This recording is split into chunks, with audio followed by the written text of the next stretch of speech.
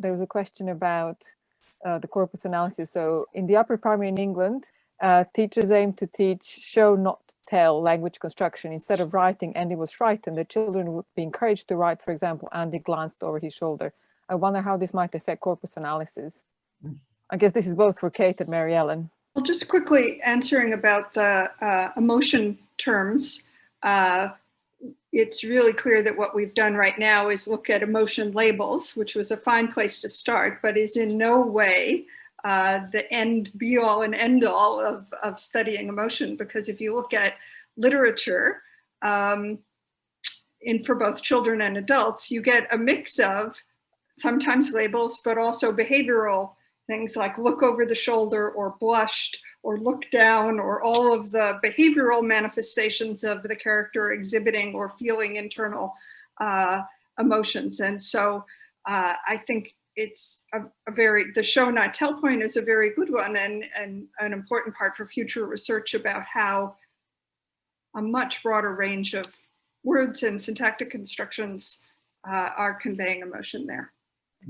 Yeah, and I think Jason's question there also relates to the sort of explicit versus implicit way of thinking about instruction in grammar. And I don't know how it is in other parts of the world, but in the UK, there's quite a focus on explicit grammar teaching in a way that's perhaps not as contextualized as some teachers would like. And again, that sweet spot as to, how much, making something explicit makes it easier to learn. But of course, these things are not explicit in, they're nuanced, and they have to come with the context. And that point sort of reminds me as well of picking up on something you said, Elena, about the limitations of child-directed speech. And I agree completely. I mean, it's very much for our work, because we're looking at reading in older children, but we're using child-directed speech in the preschool years.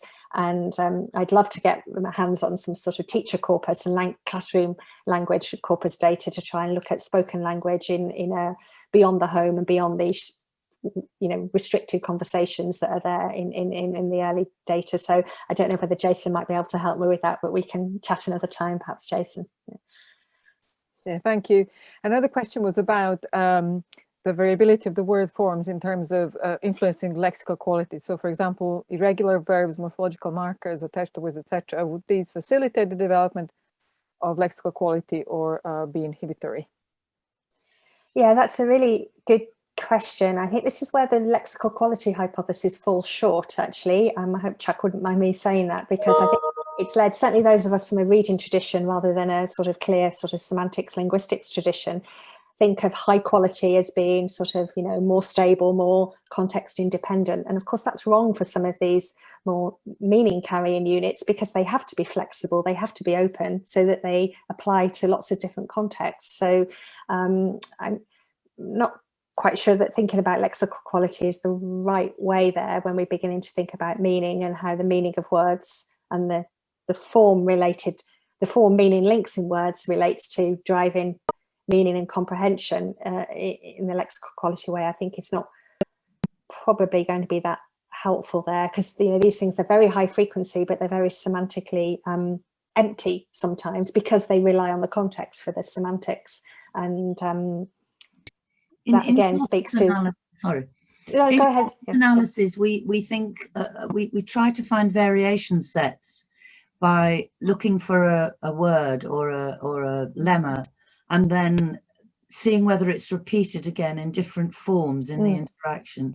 And I think that's something that might be quite interesting if you could ever do it well, actually in books themselves. Do they ever do that? Yeah, do they ever quite produce a word in a different, with a different affix, but also in the language that's accompanying books? That helps a child learn the different forms in which a word can appear. Yeah, no, I think that's a really good suggestion, and also trying to separate out, what's semantic richness versus what's semantic flexibility in a way. And I think in the reading world, we've sort of lumped it all together in one sort of simple way, and that's probably not going to get us too much further, I think. Thank you both. So one question is about modality inputs in the following sense. So does the for example, using audiobooks as a way for all the children with dyslexia to access complex books language that they otherwise might not be able to. So any thoughts on that? I'll repeat a conversation I had with Maryellen when I was over a year or two ago, Maryellen, when you said yes to audiobooks, no to podcasts. And that again, capturing that sort of narrative context that it's spoken, but it's got the narrative oracy tradition to it. And that's going to, of course, have the decontextualized nature of written language, even though the modality is spoken. And that might be different to a conversation between people, which would be more like conversation, obviously. So yeah, I think audiobooks would have to be a good thing, right? Not for learning to read, but for experiencing language. Yeah. Okay, great, thank you. And I'm going to actually wrap up with another question that I think, or more of a comment. I think it's particularly relevant in the context of this roundtable, international roundtable in developing countries. So somebody wrote parents reading at home may be common in high-income countries, like the weird ones, and families, but having children's books at home can be considered a luxury in many low-income countries and families. And I think I'll leave it to that for all of us to kind of have a think about.